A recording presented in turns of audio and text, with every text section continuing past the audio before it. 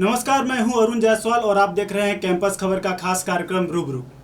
रूबरू में आज हम बात करने वाले हैं, आज मतलब कि आज का हमारा मुख्य विषय है साइबर सिक्योरिटी। साइबर सिक्योरिटी ये शब्द पिछले 2 सालों में हमने न जाने कितनी बार सुना होगा। चाहे हम बात करें साइबर सिक्योरिटी की, साइबर क्राइम की या फिर क्लाउड कंप्यूटिंग की। आईटी के सेक्टर में ऐसे कई ढेर सारे नए नए शब्द इजाद हुए हैं जो पिछले 2 सालों में हमने कई बार सुना होगा और हम कहते हैं कि आज इसका ट्रेंड है। आखिर साइबर सिक्योरिटी इतना महत्वपूर्ण आज हमारे जीवन में क्यों बना हुआ है, इसमें किस तरह की भविष्य में संभावनाएं हैं और किस तरह की चुनौतियां हैं, इन तमाम मुद्दों पर आज हम आपको इस खास एपिसोड में बताएंगे।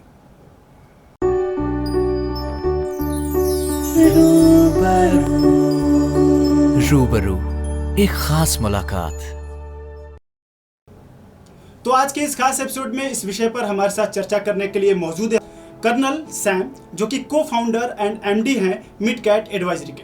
मैं आपको बता दूं कि मिडकैट एडवाइजरी दुनिया भर में ये अलग अलग देशों में ये काम कर रही है, जिसमें कि इंडिया और सिंगापुर में इसके मुख्य ब्रांचेज और ऑफिसेस हैं।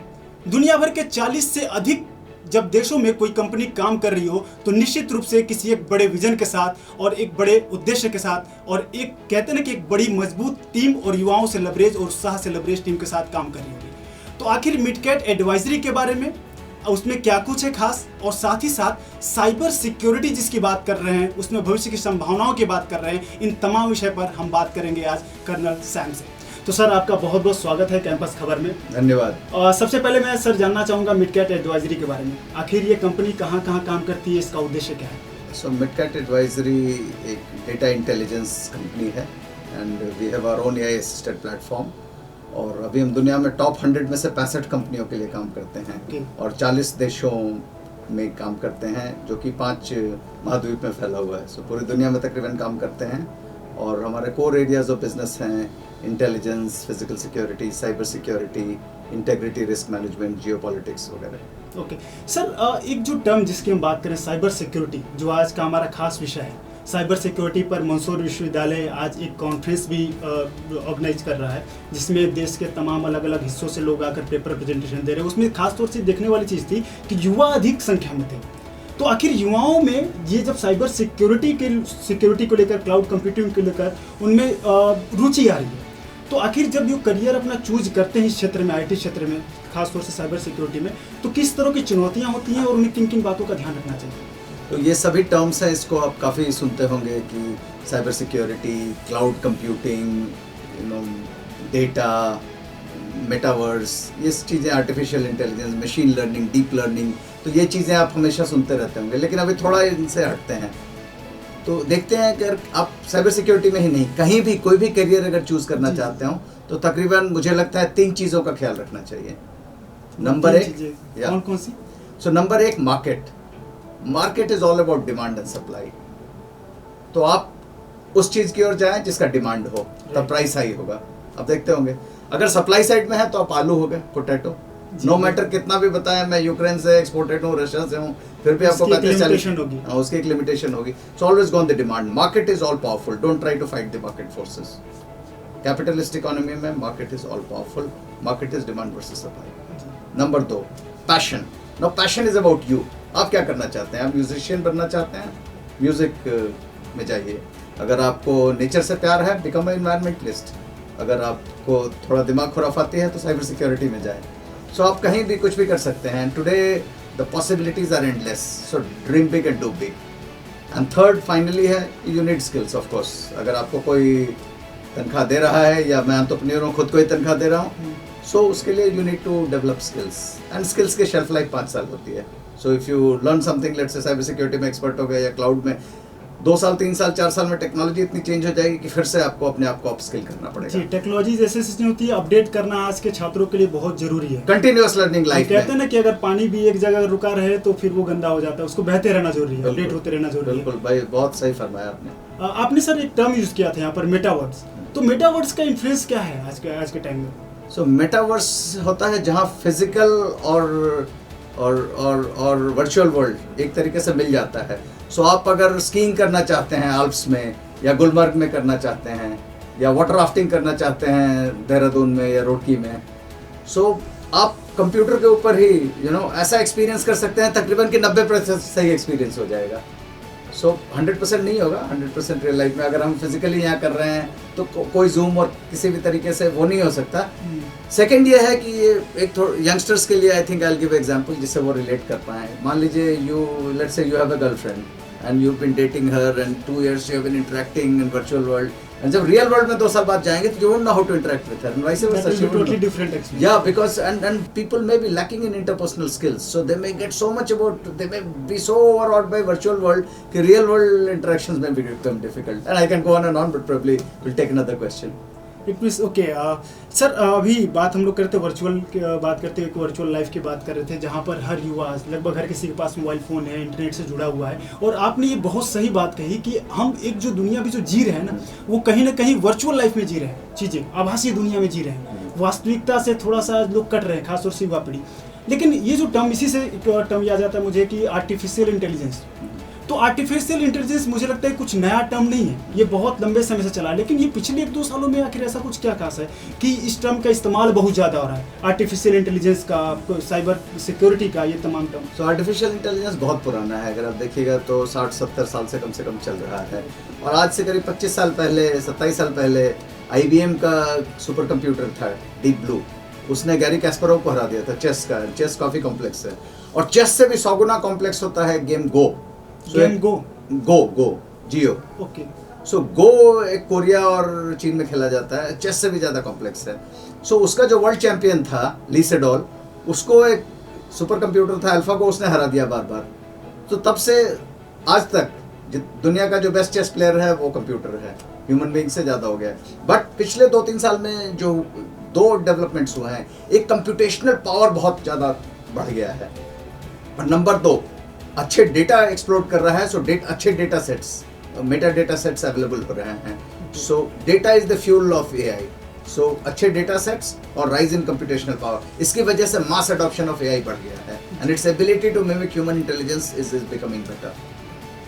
सर, अभी जो नेशनल कॉन्फ्रेंस मंदसौर विश्वविद्यालय ऑर्गेनाइज कर रहा है, मैं उसका विषय इससे संबंधित है कि trends in cyber security something and technology. मैं उस पर जानना चाहूँगा कि आखिर अब मौजूदा समय में टॉप 5 जो टेक्निकल ट्रेंड्स अभी क्या हाँ, सो मैंने उनको इतिहास से बोला था, मैंने उनको 5 ट्रेंड्स आज बताए थे, एंड अपने लेक्चर में मैंने कवर किया था, तो रिपीटिशन होगा कुछ लोगों के लिए, बट बाकी स्टूडेंट्स जो नहीं वहाँ थे उनके लिए। तो सर, अभी टॉप 5 ट्रेंड्स बताएं, टेक्निकल ट्रेंड्स में। उससे पहले आपको एक छोटा सा क्लिप दिखा रहा हूँ, जहाँ पर सर ने मंदसौर विश्वविद्यालय के स्टूडेंट्स को एक्सप्लेन किया था कॉन्फ्रेंस के दौरान कि टॉप 5 जो ट्रेंड्स हैं, टेक्निकल ट्रेंड्स हैं, और इस पर सर ने अपने विचार रखे थे। आपको एक छोटा सा क्लिप में दिखाता हूँ।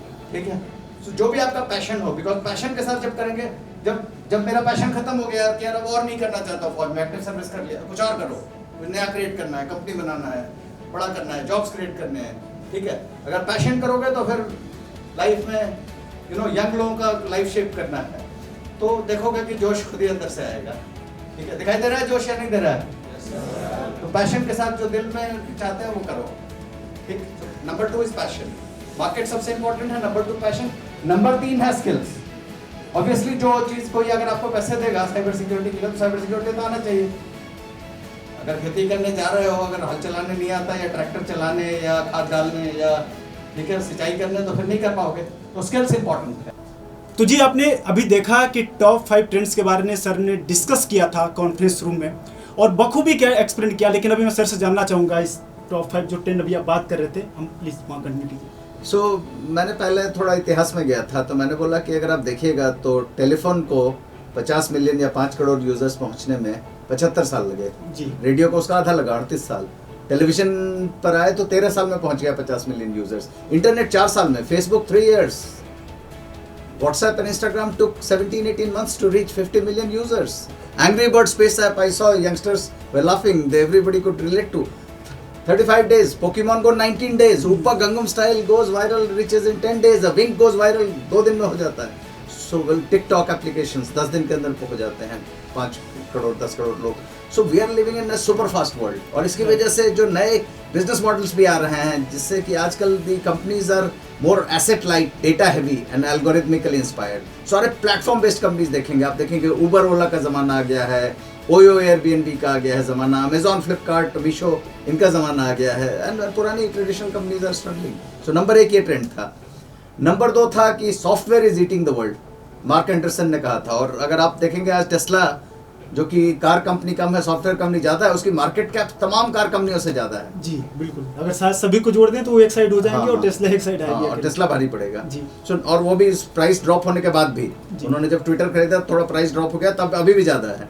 So number 3 mobile only generation अब आ रहा है। पुराने ज़माने में बड़े कंप्यूटर होते थे, फिर छोटे आए, फिर उसके बाद लैपटॉप आए, फिर लोग मोबाइल यूज़ करने लग गए। अब कुछ लोग हमारे जैसे टैबलेट, मोबाइल, हाँ दोनों यूज़ करते हैं कुछ लोग, बट अब एक यंगस्टर्स आजकल मोबाइल ज़्यादा प्रेफर करते हैं। सो मोबाइल फर्स्ट जनरेशन बोलते हैं, मे बी आपका जनरेशन और आपसे और थोड़े यंग जो है, सो मोबाइल फर्स्ट। बट अब अगले जो 1 बिलियन यूज़र होंगे, अगले जो 100 करोड़ लोग आएंगे, they will be mobile only generation. For them this is the only device जिससे कि वो अपना एजुकेशन करेंगे, एंटरटेनमेंट करेंगे, स्विगी या जोमेटो से फूड ऑर्डर करेंगे, सो जो भी बैंकिंग करेंगे, so everything their whole life depends on mobile only.